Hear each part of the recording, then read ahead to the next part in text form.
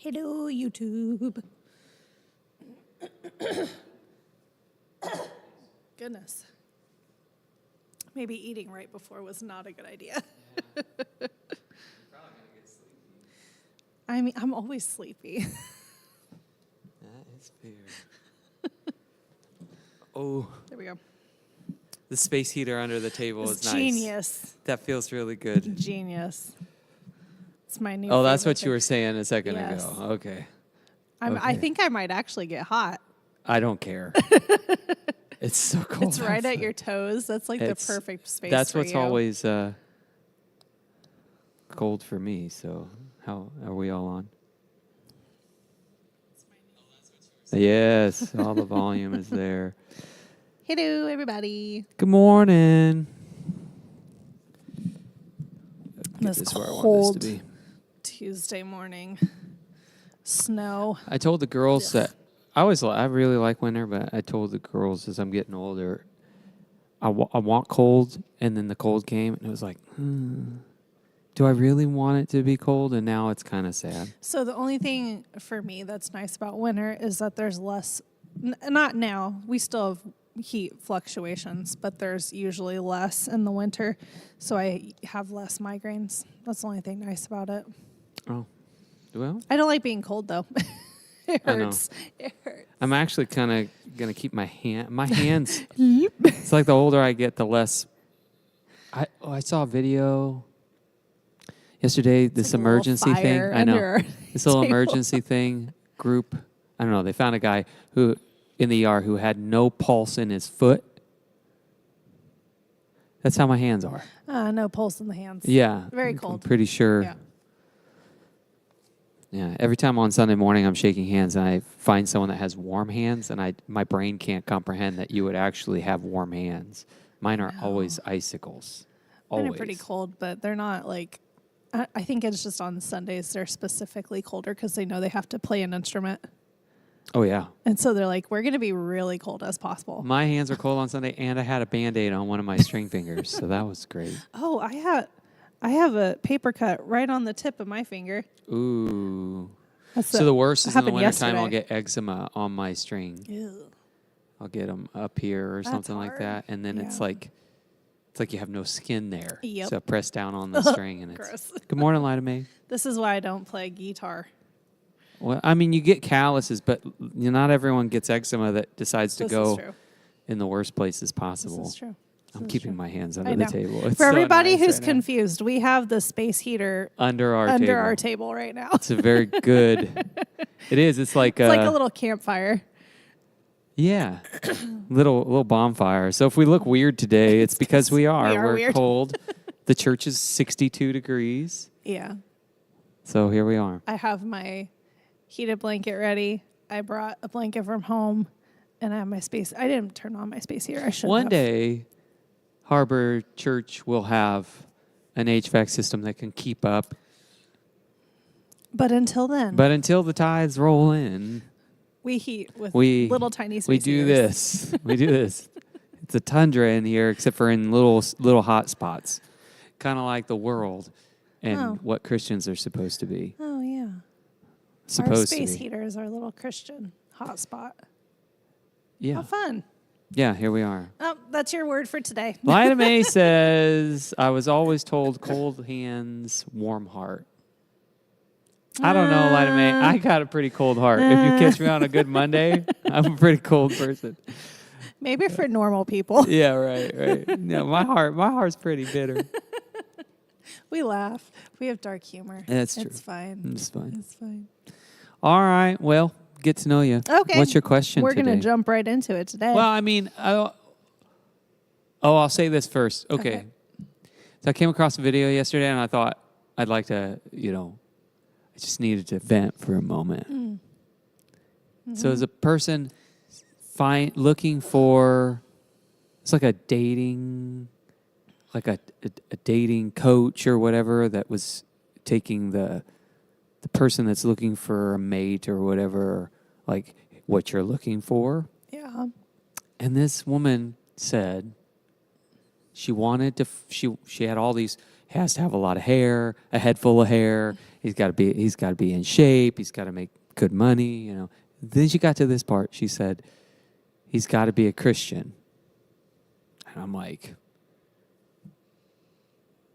you want a Christian with all that stuff? But then she said, but I don't want him to take it too seriously.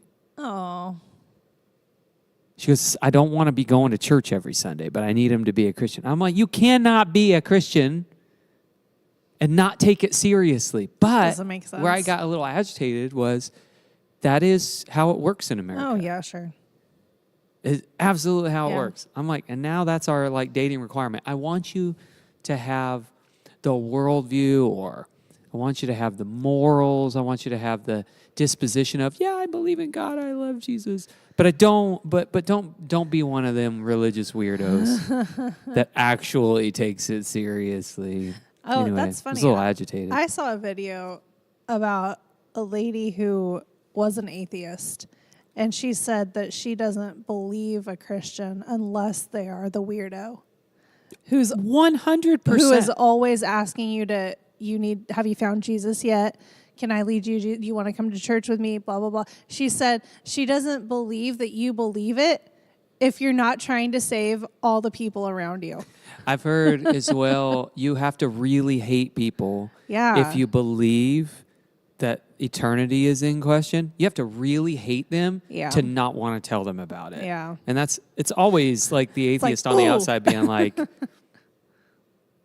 I don't believe I you. just don't believe you. Do you believe you? You live like everybody else. Yeah. You talk like everybody else. Yeah. You think like everyone else. You exclude just like everybody else. You don't really believe it. This is why we don't need to be on Reels. I know. But, you know, again, it was all those things that came to my mind when she was like, I want him to be a Christian, while she had all these superficial dating Yeah. things. But I don't want him to take it too seriously. And I thought, well, that's not hard to find. Yeah. There are lots of people that don't take it very seriously. Christians. Yep. And, For you sure. know, it's because it's easy. It Here, is. anyway, it's really easy. There are churches on every corner, it feels like. Mm-hmm. Most of them are emptying out. Yeah. And, you know, as long as you check off a few good boxes, say that you ask Jesus in your heart. Well, that's about it these days. Yep. If you say you did that, shoot, you don't even need to get baptized anymore. It doesn't matter, you know. Once saved, always saved. Don't say it. Here we go. Don't say it. I'm a Wesleyan, thank goodness. Oh, man. Well, anyway, I just found that interesting. I was like, I got to bring this up to Caitlin. How is that your stipulation? I want him to be a Christian. But not for real. But I don't want him to take it too seriously. I don't want to be going to church every Sunday. Yeah. So what do you want then? I don't know what that means. What does that mean? What does it mean to be a Christian and not take it too seriously? What does that mean? And I don't mean that in like a morals way. Right. Look, what do people think when they say that? What's coming to their mind? What's the expectation then? What do you think that is? I have no idea. It doesn't make any sense to me. I don't get it. Is it like a person that just goes to church on Christmas and Easter? Like, is that what they're talking about? I think maybe that what they got a psalm tattooed on their neck, Yeah. or a cross on their back, or on their necklace. I don't I know. don't know. What do you think, Lyda May? What would it be to be a Christian but not take it too seriously? Because she didn't mean like not take it, but not too serious. What does that mean? Don't read your Bible every day? I don't know what that means. What does that mean? I don't get it. Don't get that. It's like you think you want someone that's not a Christian. Well, everybody now has a sense of like morals and stuff. Like, Yeah. Christian morals have become very normative. Right. so it doesn't make sense for her to say that if she just wants somebody with good morals. Yeah, you want a good person. What's the Christian part have to do with that? Yeah. Because Christianity is not about being a good person. Uh-oh. Uh-oh.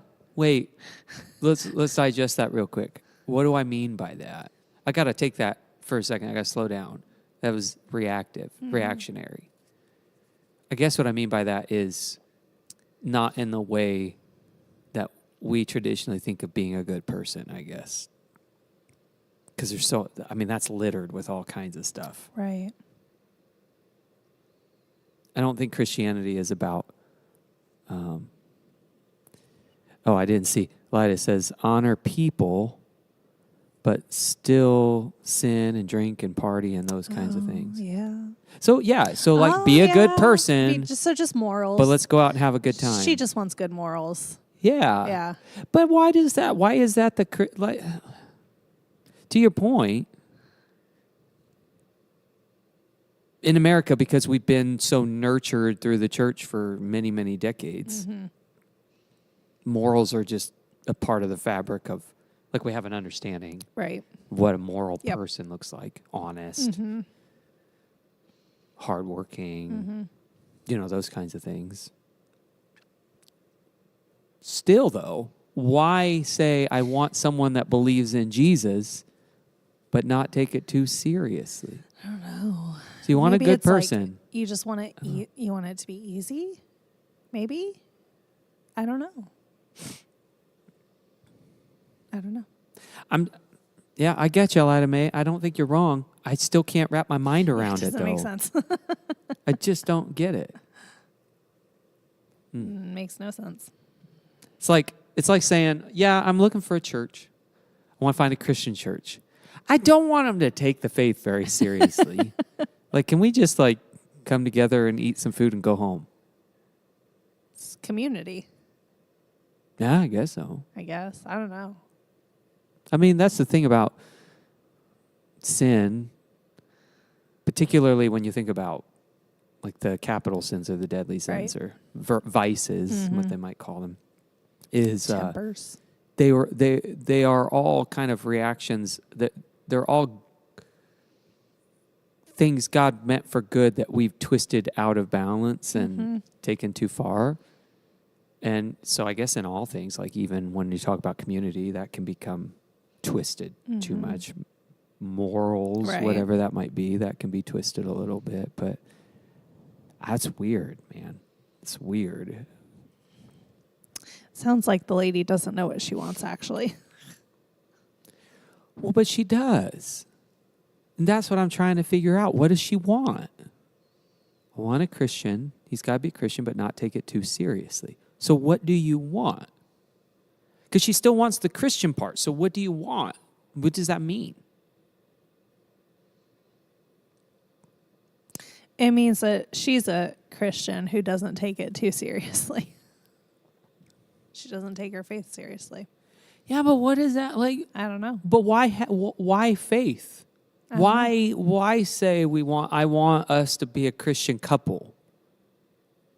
But not like, so what do you want out of that? Is it the get to heaven, get out of jail free card? Probably. Is that the once saved, always saved kind of Probably. mentality? Yeah.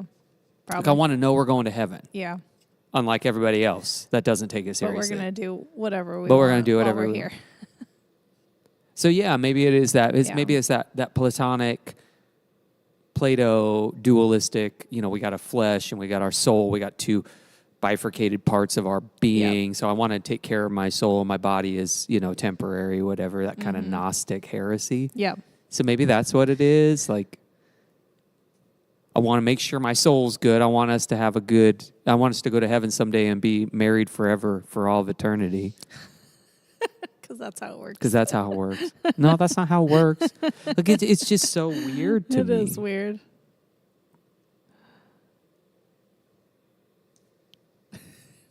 Would you like another weird question to get to know you so you can take your mind off this? I mean, listen, like I'm a pastor. I'm out here. I take it seriously.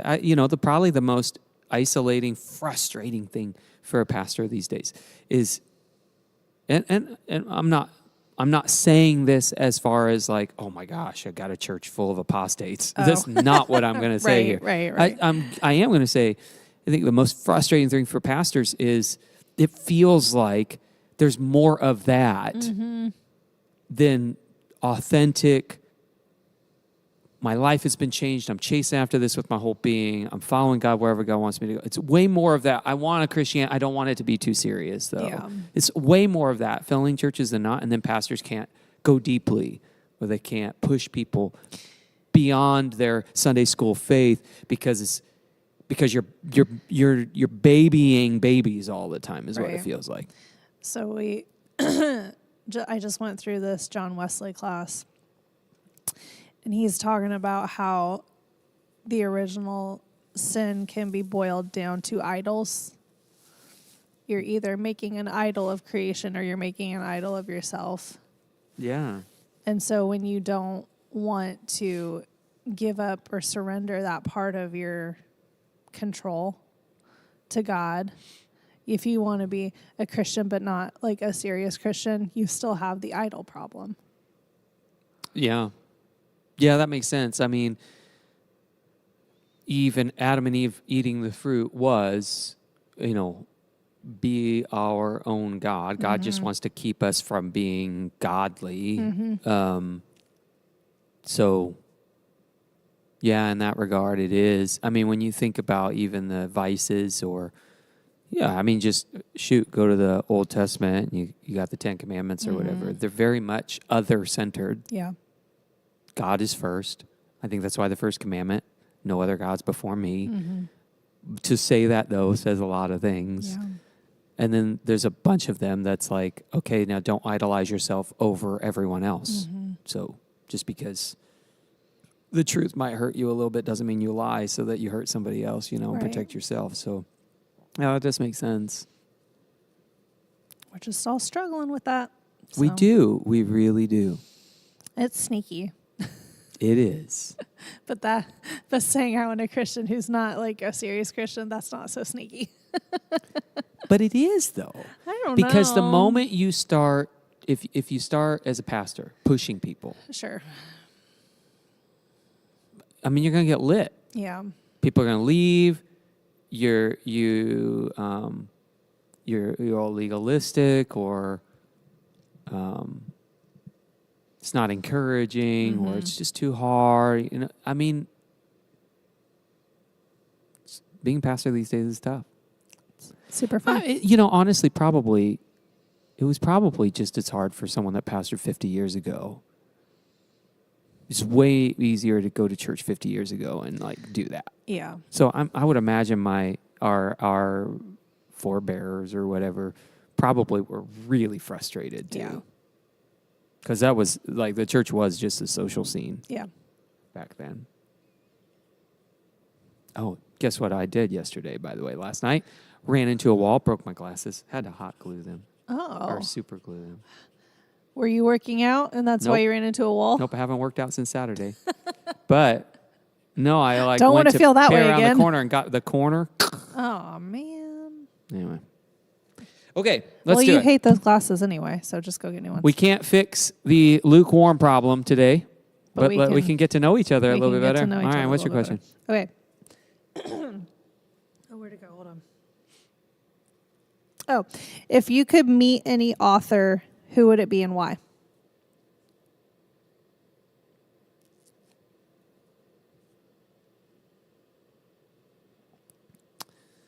It's hard for someone that doesn't get to read a lot outside of work. That's okay.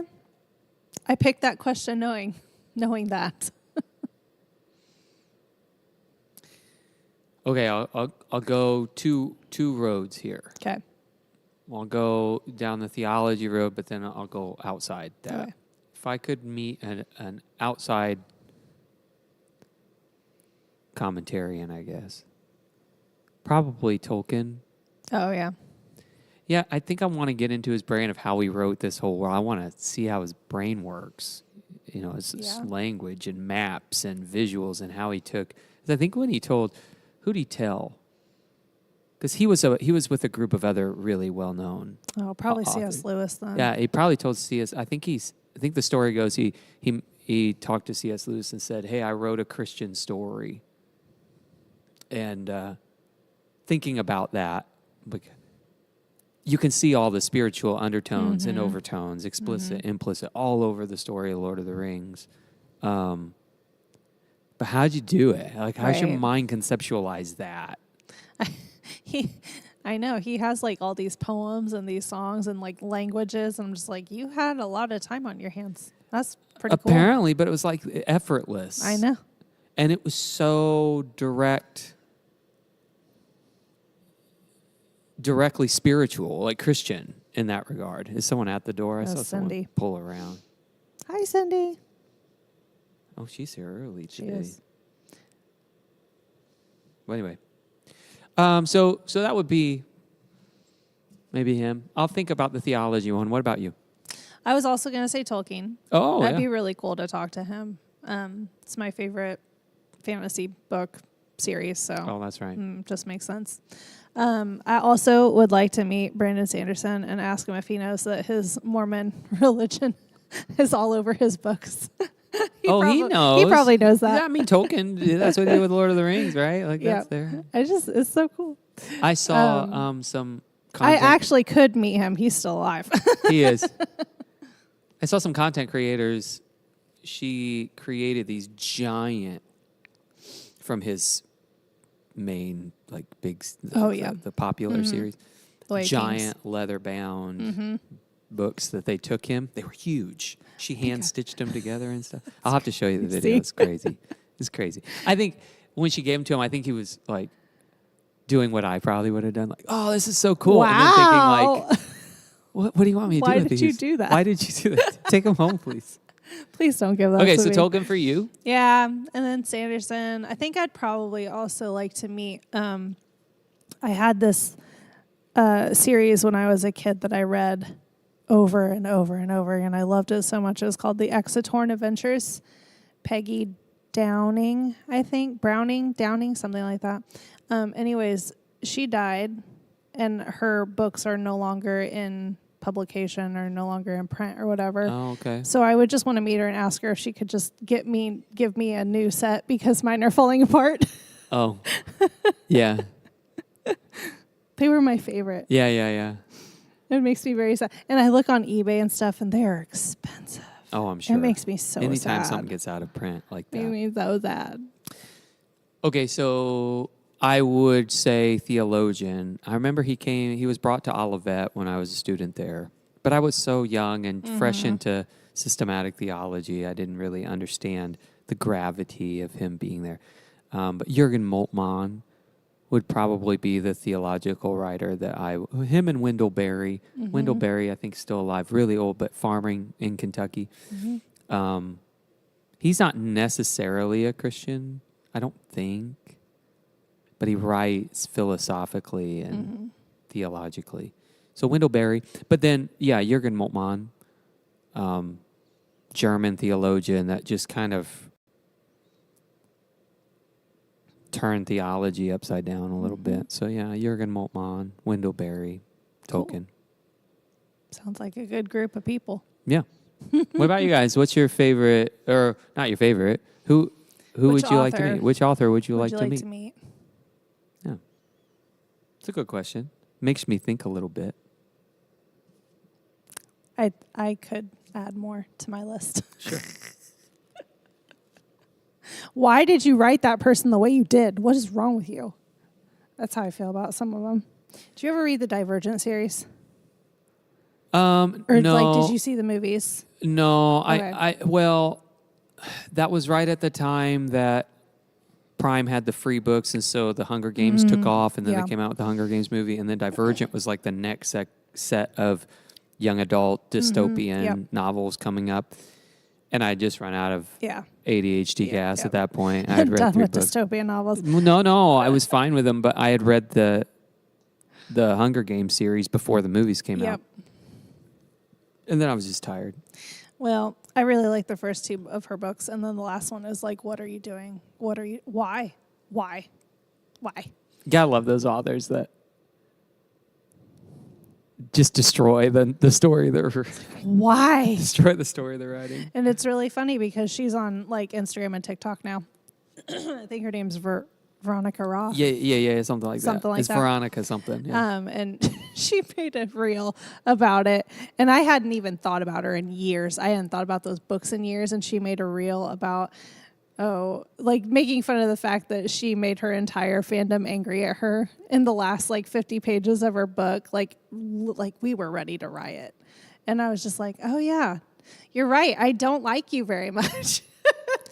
You gotta love the authors that take pride in that. Yeah, Like, oh yeah, yeah. I got I remember when a video game did that. so Mass mad. Effect did that. Mass Effect was this big 3 parts, 1, 2, and 3, and they were hours and hours and hours on each. It's a role playing game, kind of story driven. So you're making choices, and your choices were supposed to matter. And then you got to the third Mass Effect, you got to the end, and they made the story to where nothing mattered. Like all your choices, everything That's annoying. did not matter. I don't and it like was that. devastating to everyone. Don't like that. But they were like, "Well, it's our story. We get to," and it's like, no, it's so callous to not care about the people who have invested in your Right. story to think that maybe you shouldn't shift a little bit because those people have brought a lot of goodness into your life, and instead you kind of just treat them as the pawns on your Yep. chessboard. Rude. It's like a choose your own adventure book, except you're not really choosing your own adventure. Just kidding. No. Yeah, it's the carrot on the stick So that keeps annoying. you I involved. hate that. Yeah, it's like J.J. Abrams. We're not going to talk about him. Yeah. I think about rewatching Lost all the time. I started. Just started. Didn't finish. Nope. It was really funny. The first, well, I better not. Spoilers for those of you who haven't seen it yet and plan to. Seen Lost? Yeah. Ain't nobody gonna watch Lost. Ain't nobody got time for a J.J. Well, Abrams show or movies. Plug your ears if you want to watch it. Don't say anything. Just in case. Oh my goodness. And we're gonna Can you hear imagine? it. Then we're gonna hear it. This would be the podcast episode that takes off, all because Pastor Caitlin spoiled Lost. No. I mean 10 years ago, yeah, probably. Oh, man. I don't even remember. What chapter are we on? Oh, 3, 4? Moses is heading over to Egypt. 5. Oh, 5 or 6. Moses. 5 or 6. Oh, yes. So we've done the signs. Did we do the signs? I mean, Kind of. we're not. That's all right. I mean, we're not talking about everything. And then So chapter 5 is where we start Cool. because well, no, just at the end of verse 18 of chapter 4. That's when he heads back to Egypt. There was a weird moment before on the way to Egypt where an angel tried to kill Moses. Can we read that story? Yes, we real quick? can. Okay. please do. It was crazy. We want Hold to talk about history being a stranger. I don't understand. 24. Oh, it's on the way. Yep. Yeah, look at that. So Moses returns to Egypt, takes his wife and kindred to go back. He gets blessed to go. And on the way, at a place where they spent the night, the Lord met Moses and tried to kill him. He's done with his. Can we just stop right there? He's done with Moses' attitude. Well, no, because here's the thing. It says, but Zipporah took a flint and cut off her son's foreskin and touched Moses' feet with it and said, truly you are a bridegroom of blood to me. So God let him alone. It was then she said, a bridegroom of blood by circumcision. It's so weird. And it's just like, and that's it. They don't talk about it again. Well, I mean, what are you going to say? I mean, if I was the son, I'd have a lot to say. So here's what my Wesley Study Bible says. Passage is notoriously difficult. This is, by the way, good exercise when you're reading the Bible. Like, don't skip over the hard ones. Do a little bit of study. This is one of those where it's like God tried to kill Moses for no reason. And then his wife circumcised her son and touched Moses' feet with it, and all of a sudden God's okay with it. They go, what is happening right here? So, like, the easy things you can do is slip down to the notes of a study Bible. If you don't have a Wesley Study Bible, you should get one. Or ask me for one. I'll buy you one. They're good Bibles. It says Me the and Keith fight over passage it. is notoriously difficult, and scholars are divided over its core meaning. In one view, God intercepts Moses along the way and seeks to kill Moses' son Gershom because he is uncircumcised. In verses 21 to 23, God demands that Pharaoh release Israel, God's firstborn son. If Pharaoh refuses, God will slay Pharaoh's firstborn. Thus, the life or death of the firstborn is the issue in the immediate context. In this text, Moses' firstborn is in danger of death, but is spared because of Moses' wife Zipporah circumcises him on the spot. The act of obedience marks Gershom distinctively as an Israelite, a member of the people whom God considers to be his firstborn. Thus, 21 to 26 function in Exodus as foreshadowing. Pharaoh will steadfastly refuse to release Israel from bondage. This leads to the climactic act of deliverance in Exodus 11 to 13. God will make a final distinction between Israel and Egypt. Those who seek refuge through the celebration of the Passover meal find their firstborn spared. Those who do not, including the household of Pharaoh, suffer the death of their firstborn. A second view of this passage is similar, except that it sees Moses as the intended victim of the Lord's actions. By failing to circumcise Gershom, Moses has committed an act of disobedience, and the Lord moves to strike Moses dead. Moses is spared because of Zipporah's quick action in circumcising Gershom. Women, get Always the job saving done. the day. Yes, we Always do. saving the day. It's a weird text. The more you read it, I like that foreshadowing. That kind of makes sense in the where, it all comes down to obedience. And God's obviously going to create a new people, and circumcision becomes the main thing right away in the wilderness. It's still a weird text, though, isn't it? It is weird. It's on the way. I'm sending you back to save your people. And then God's like, oh, you did. But, he didn't obey. circumcise. Yep. She circumcised. I think it goes to show, like, right off the bat, how left to his own devices, Moses doesn't even make it to Egypt. Right. Yeah. He's not going to do the right thing in following God without God encouraging him. Well, but also with like his wife, the community. Moses doesn't do the right thing to start.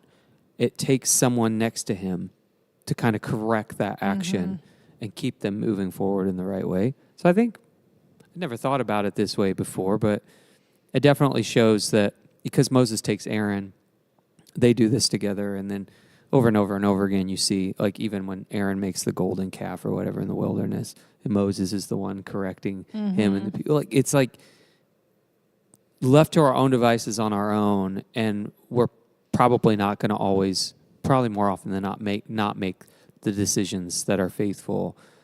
And we, there are people that jump in to kind of make that correction that might save us from our own downfall or whatever. So that's kind of interesting. But it definitely, I like how it foreshadows Pharaoh. Yeah. It's like, okay, if I'm going to be vengeance and I'm going to call people to faithfulness and people aren't going to do the Passover thing, they're going to lose their firstborn. It's got to start with you. It's like you have to become that model of faithfulness so that you can paint the picture for them. I've been through it. Paint the doorposts. You'll be spared too. Yeah. Anyway, so Moses goes back to Egypt and tells Pharaoh to let his people go. And this actually begins, remember, we're kind of trying to teach you how to view this, like, promised land story. God is trying to shape a people into his people where he would be king and their God, right? And so this, from here on, we're going to see God do amazing things, and it's not enough. And this is where, as we said at the very beginning, in the Old Testament, particularly in these kind of stories, you see just Israel kind of always on this kind of downward slope. You'll see it right away in the Exodus story, and you'll see it even in Joshua, early on even in Joshua. And then you get to Judges and Samuel and Kings, and it's just this like downward spiral. of God being faithful and the people constantly being unfaithful. And so you're going to start to see that here. So you've already seen one, I guess in one way, you've seen Moses already slip a little bit. He's already complaining, I can't do it by myself. I can't talk very well. God's angry, like, fine, take Aaron, you know. And so Aaron will speak for you, and here's all the powers you're going to do. And then he's on the way, and sure enough, he's not already done the things that he's going to be asking everyone else to do, and puts his family in jeopardy, puts his own life in jeopardy. So you already see kind of the kinks in the armor. And you saw it with Abraham, too. Abraham takes his wife, Sarah, places, and it's like, oh, no, she's just my friend, my sister. No big deal. You can marry her. No big deal. So you just see don't that. Kill me. Yeah, you just see that story over and over again, which again takes me down to how, if you read the Old Testament well, narratively as a whole, plenary, then you start to see more and more what Jesus did and why Jesus matters, what Pentecost is, why Pentecost matters, that kind of thing, especially over Passover time, right? So we're just starting to see kind of everything starting down that slippery slope, even as God's trying desperately to pull his people in and make his own nation out of his own people. So they get to Egypt, and Pharaoh obviously resists. The people get overworked. They're already making bricks. Now they got to gather all the straw. Yep. And everyone's like, why did you even come here? Yep. And even Moses is like, why did I even why come did here? you send me here just to make it harder? You see this tension all the way through this story, especially with the plagues that are happening here. I think it's a good reminder. And I actually taught this to the kids this past Sunday with the story of Joseph. Yeah. Is that God makes promises and he expects you to trust how you're going to get there through him. And it's not always going to look like the easiest route. Yeah. And it probably won't be the easiest route, but you have to trust him and you have to trust what he's doing in your life. It's just like this. God made promises that he was going to save his people, and now he's asking his people to trust him. Even when it gets harder, I like how you said that a lot. We say that in the church a lot, like, hey, just because you're following Jesus doesn't mean life's going to get any easier. We all say that. That's easy to say, though. Yeah. Because there is a hope that it won't get harder. There is that prayer, that desire that things will get easier, things will get better in my life. But following God, following Jesus, that calling on your life oftentimes is met with hardship right away. And I like how you said that.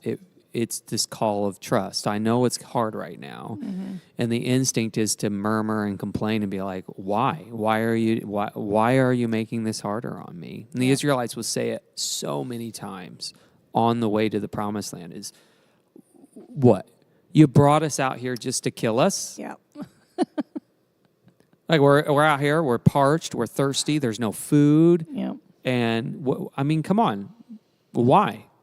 And even Moses will be like, God, don't do this. They don't want the Egyptians to see, and be like, see, he did it. He really took them out there that they would die in the wilderness, but it starts right away. They see all these deeds of power. And I think that's, when I think about the plagues, there's no need to go through them all. But I think what I kind of see for the people is, okay, it's hard. It's been made harder, right? And now God has to react and respond. And each time Pharaoh tightens his grip or refuses to loosen his grip, God hits him a little harder. And Pharaoh refuses to loosen his grip, and God hits him a little harder. And then you start to see, well, maybe. But there's always that tension to hold on to power and hold on to control and subjugate, that kind of a thing, and have that kind of human hierarchy that some are better than others that still plagues our world today. And so there's just that tension, that fight between the deity of Pharaoh and the deity of the God of Abraham, Isaac, and Jacob. And you see this huge struggle between heaven and earth, between these two kind of cosmic figures in the Exodus narrative, which you don't think about it that way because it's just Pharaoh. To us, history's a stranger, right? And it's easy to be like, wow, he was just a guy. But that's not how people viewed him. They really thought he was a god. Absolutely. Yeah. Absolutely. So when you see this playing out in the Exodus, these are in their worldview, okay? And we just got to let history be a stranger. Yep. In their worldview, these are two gods battling it out. Yeah. And you see it even in the plagues early on where Moses does something, and guess what? Pharaoh's guys do the same thing, right?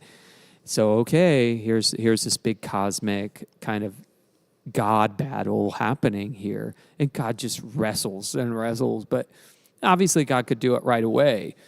But it's kind of how it works with us as humans, right? It's that kind of patient forbearance that's okay, I'm going to give you 10 tries here. The 10th one's going to really stink. Well, anyway, they see all these powerful things happen. Then the Passover happens and they paint the doorposts. And again, kind of going back to, Zipporah and Gershom, God spares the firstborn underneath that or inside that house where the doorpost is painted at the Passover, and the firstborn everywhere else dies. Which also, you can't really make that an easy passage. No. But, this is again a God proving God is God, and Pharaoh's not. But here Pharaoh is slaughtering the firstborn or the male babies of Israel way back in the beginning. And now this is kind of God's own vengeance, I guess. Maybe we might say that. But it's the only thing that shakes Pharaoh at his core is when he receives what he's done to God's people. And I think that's also really important, especially in today's day and age. Christians should never have a short-term view. You will reap what you sow. And that's not karma. Right. That's God's word. Yeah. So if you are callous and cold and harmful to the people around you, that's what's going to happen to you. Yeah. Now, and I think when Jesus talks about, or when the New Testament talks about vengeance is the Lord, you don't take that into your own hands. I think our tendency is to be like, oh, I'm supposed to do that. No, God will do that. Yeah. God will do that. But it's an important thing here. Pharaoh is receiving what he's done to other people. And that should always pause us as church people. Yeah. So let's use Harbor as an example. If you go beyond individuals, if you go to a people. Because in the end, yes, Pharaoh made the decision, but all of Egypt suffered. Yeah. And we need to remember this, that sin is always corporate. It always harms the entire community. So even if you're the only one, it will bring harm to everyone around you, right? But thinking of Harbor Church, God won't bless a church that's not a blessing. Yeah. God won't have mercy on us if we're not having mercy on others, especially inside the community of faith.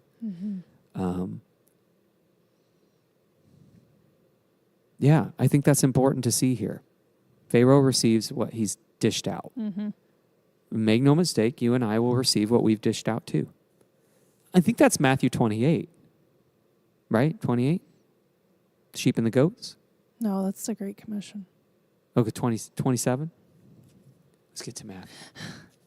One moment. I think it's maybe it's 27. It's right near. Yeah. Or no. No, this would have been way sooner, wouldn't it? I am thinking of, where's the sheep and the goats? I am thinking of the Great Commission. It's great. Google. Yeah, I know. I thought I could find it pretty quick, but I'm hoping I find it first. I'm not going to, am I? I'm not gonna. 25, 25. I was in the 20s. 32 through 33. But that's I think. Yeah, 30, 31-ish. Yeah. 31. Yep. Yeah, I think that's what Jesus is getting to in the sheep and the goats is, all these people. It goes back to that lady looking for a Christian boyfriend some or sort of husband that doesn't Christian. take it too seriously.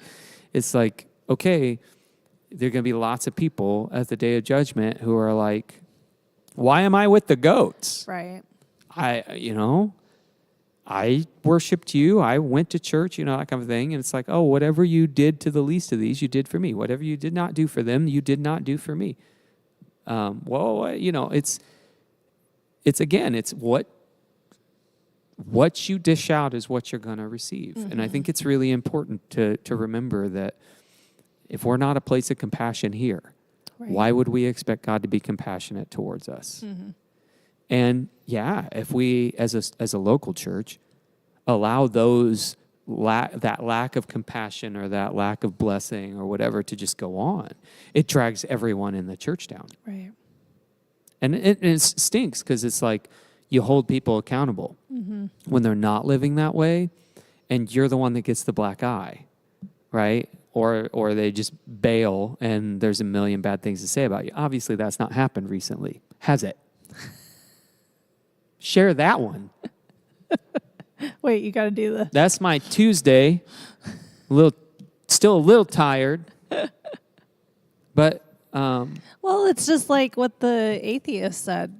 You love people enough to tell them you're heading the wrong way, my friend. Yeah. That's just how it is. Yeah. If people don't have to receive it. Yeah. It's true. This is what we're seeing here. Mm-hmm.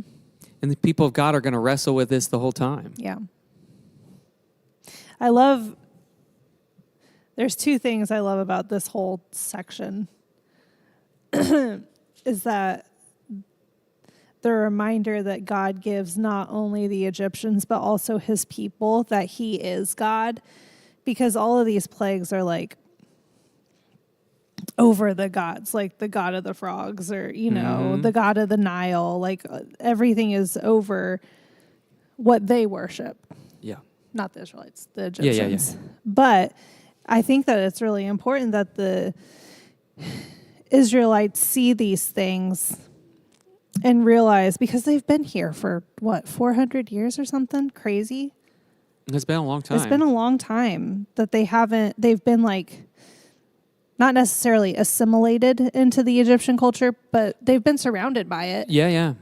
So it's really cool that God he has like multiple purposes for the things that he does that we don't always see in the moment. Yeah. Like they're seeing all these skin sores and hail and thunder and insects, and like I'm sure they're suffering a little bit too. Like it can't be comfortable. No. But it's important that they see that he's God over all God gods. over all creation. Yeah. All creation. All gods, like all creation. Yeah.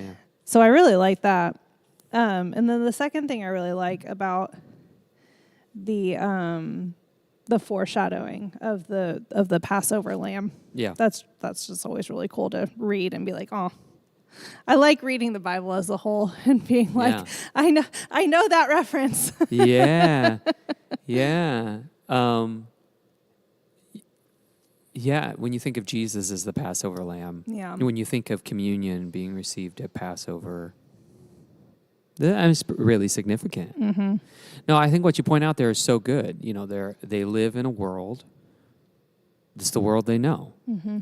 And it's hard to leave behind the comforts of the world we know. Yeah. That's kind of what you see with Israel too. Yeah. Every complaint is, that we would have just died in Egypt. At least there we would have had food to eat. Right. We would have had good food to eat. Not this, whatever this is, growing on the ground every morning. What is this? What is this? This manna. We'd have water there. Oh, yeah, okay, we were overworked and it was hard, but at least we knew it was coming. Mm-hmm. There's a lot of difficulty in following God to the wilderness. But I love how you pointed that out. What God's trying to do for them is to show them, you can trust me. Maybe the plagues are less about Egypt and more about God's people who are already on the edge. Life is hard. It's been made harder. Why'd you even send me here? Why did you come here? The plagues happen. It's more like, I'm showing you that I am over all of it. You might think Pharaoh's really strong. I'm stronger. Yeah. You might pray to the God of the rain that brings rain, but I'm over the waters. Yeah. And you see me controlling these things. And eventually it gets to a point where not even Pharaoh's magicians can do what God is doing. And it's that gradual process. Okay, I'll give you a little more. I'll give you a little more. I'll give you a little more. You think by the time you got to the 10th plague, the firstborn being firstborn's dying, you think by then they'd believe that God is trustworthy and faithful and they'd follow him everywhere and they'd never complain again. But it doesn't hold very long. Yeah. They leave Egypt. Pharaoh finally receives what he's given out. They leave. He lets them go. And then Pharaoh's just like, wait a minute. Who's going to make our bricks? Right. And then he's going back, to assert his power. But this time he's going to assert his power with the war machine. Yeah. Put it in modern terms. You send in the tanks and the guns and the fighter jets. Like, that's what you do. So, and anytime you get a militaristic kind of thing like that, it's not really a God thing. But here he comes with his military might. He's like, we'll get you here. This is the power, the weapon. This is what will get you. And God's still. But right there, it's trapped between the water and the power behind them. There they are. Oh, God just brought us out here to die. I mean, I honestly, that is really scary, though. You're trapped. Yeah, but you're either drowning or you're dying. I know, but here's what's crazy. Yeah. They've got a pillar of fire and a cloud moving in front of them the whole time. It's like literally lit up in the sky. You're seeing God. Yeah. Oh, I'm here. Just keep following me. Just keep following me. I was like this. I don't remember who said it or where I read it or whatever, but they said, we ask God for proof all the time. Yeah. Or we wish there was some kind of definitive visual sign or proof that says, yes, there's no doubt for anybody. You see this, God's real. And I don't remember where I read this, but it was like, God could, maybe I've said this before, God could write in the clouds, I'm right here. Yeah. And at first, everyone would be like, oh, you can't explain that. God's really real. After several years, it just becomes another cloud in the sky. You're just like, well, but is God there? I don't know. That's been there a long time. And so, God could write it in the sky, and we still would. Right. Cloud and fire, we still would be like, oh, why did you bring me out here? Know. Are you even here? I know. And so,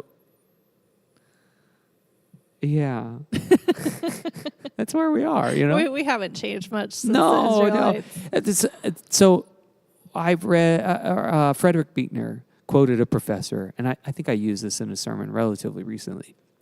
You can't understand the stories of the Bible until you read them as stories about yourself. Right.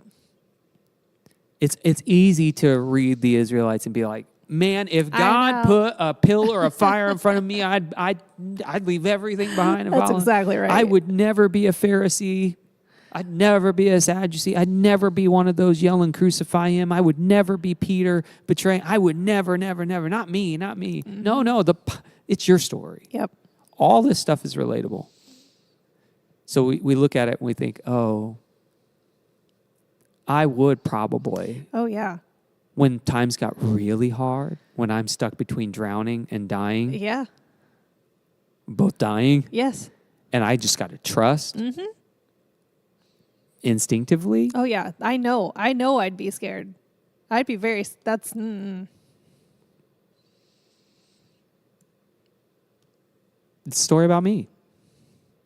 Best thing we can do when we read the constant cycle of exile in the Old Testament is just to pay attention to how that cycle plays itself out in my own life. Mm-hmm. I understand Moses not first doing the right things for him and his family before he goes and tries to do that for everybody else. Mm-hmm. I know what that's like. I know what it's like to be worried about everyone else in the church to the point where I don't pay attention to me. Mm-hmm. I know what it's like for God to call you out of somewhere you're comfortable with, and the frustration when you feel alone because in everyone else's eyes you're wrong. I know what that's like. I know what it's like to have God do crazy, cool things in my life, and then a year later just be like, I don't know. I haven't felt God in so long. Yeah. You know?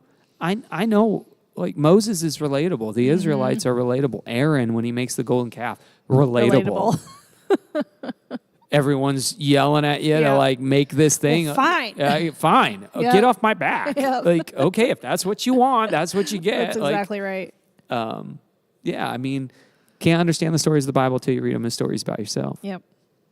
But that also means that, as far as how we read it as Wesleyans, as a whole narrative pointing to salvation is, we have to read it with Jesus in mind too. Yep. So I want to read these stories Christologically, thinking as it foreshadows the Passover lamb or Jesus and how Jesus kind of corrects the view of everyone. But anyway, it's a good.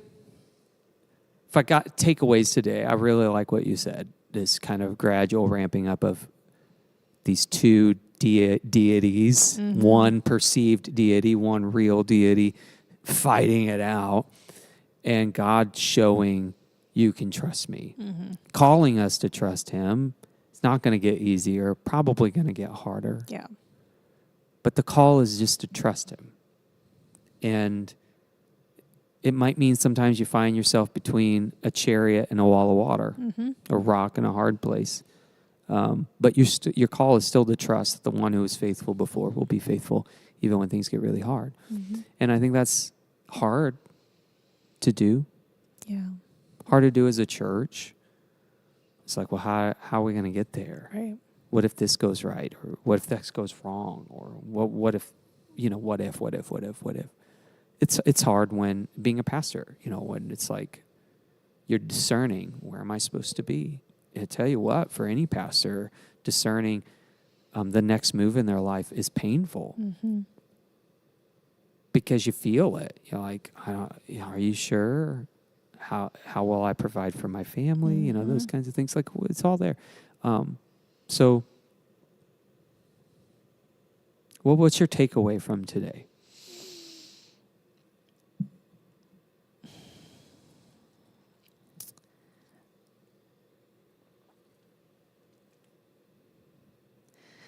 I think that when the days get really hard and emotionally, physically, all the things, God shows up, maybe not as a pillar of smoke or fire, but God shows up.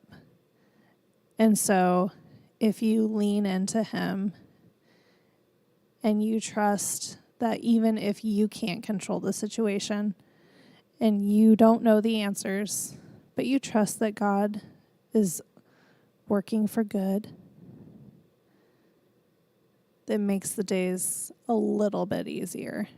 And I think that the Israelites are a good example of God can handle our doubts. He wants us to trust him. But we are also very human, very sinful, and he can handle our doubts. But if we continue to turn to him and we continue to put our trust and our faith in him, he's going to lead us through the Red Sea. He's going to lead us through the wilderness. Might not be comfortable, but we're going to get through it. And that's kind of what my biggest takeaway from this section is. I know we didn't necessarily get to the Red Sea part, but No, that's I mean okay. it's all we're Yeah. telling the story. Yeah. It's the Red Sea is definitely a Yeah. part of it here. It's all attached to the plagues. We section it out, but it's really the continuation of it until they get through the water. It's one segment, right? Yeah, I like that. It's not easy. Doubt and frustration and dealing with difficulty and pain, those are real things. Yeah. And I think to your point, God doesn't cast them out because of them. He corrects them. Yeah. He gets frustrated. Sure. I mean, honestly, and can you blame him? Like how many things do I got to save you from before you Right. actually trust me? But he Yeah. still doesn't give up, which Right. really says a lot about God's faithfulness and faithful love. Is not only can he handle it, he won't put up with it. He will get frustrated, but he won't give up on you in the middle of that doubt and complaint. But the story of the Israelites should push us to say, okay, wait a minute. But in Christ, I can't continue down that path. I do need to trust him and know that it will be okay, to your point earlier. It will be okay. Maybe not on this side of heaven. Right. That's sometimes we got to tell ourselves that. Maybe not on this side of heaven, but it will be okay someday. I think if I were to add on to that at all, I would say if Pharaoh was receiving everything he was given, God was forming a people in the wilderness as he brought him out of Egypt. He was going to shape them opposite of Egypt. So don't be Egypt. As you trust me that living differently, not harming, is actually God's intention for our lives. That's a good thing. Like, that's a good word for the whole Old Testament. Don't be them. Yes. Don't be Babylon. Don't be Canaan. Don't be Don't be any of the Egypt. people that's around you. Don't be Egypt. Come Be out who to the I call you wilderness. to be. Have a celebration of Yeah. me. You will be my people. I will be your God. I will write my name on their heart. All those prophets and narratives. Yeah, 100%. God is trying to shape a people that are not defined by the cultures of the world. And by cultures, you can use modern language if you want to. You can say by countries and political schemes. That's not what God's up to. Yeah. God is inviting us into something drastically different than the world around us. Yep. So don't be like Egypt. Don't be like Babylon. Don't be like Canaan. Love me and love one another, right? Like that's what it is. And then you get the sheep and the goats. So, yeah. And that's good news, I think. It's okay to struggle. It's okay to admit this is hard. But you are being invited to trust the Lord. And go back and count the ways that you've seen God move. It's important to remember those things. Count them. Yeah.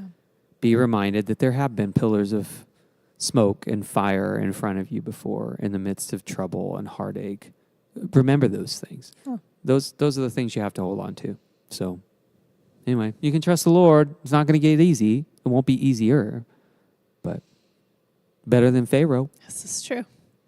Because we got Jesus. There are a lot of Pharaohs in the world today, friends. Don't follow them. Yeah. You'll reap what you sow. Trust the Lord. And maybe at Harbor, it's good to think about the future of this church is, okay, so how do we then become kind of the counter Egypt, the counter Babylon that wants to assimilate everyone and make everyone look just like them, the counter Canaan that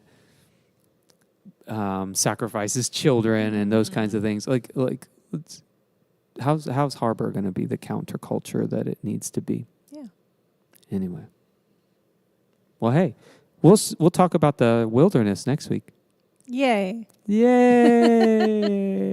Moving right along. But you see it happening. Like, I hope this helps you read the Old Testament a little bit better. Yeah. It's easy to talk about Scripture and just let the story go.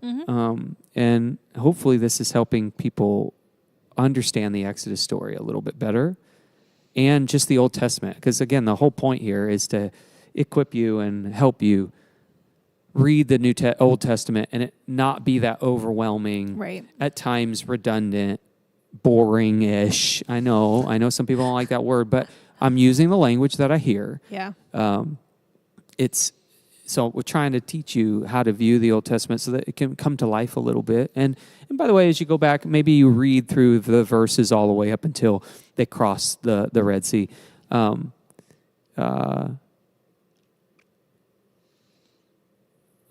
Read Jesus into it. See what God's doing there and how it points to Jesus and how that kind of overarching narrative applies to your life. But always be thinking about Jesus when you're reading the Old Testament, and that makes it all come to life. So I hope it's helping you.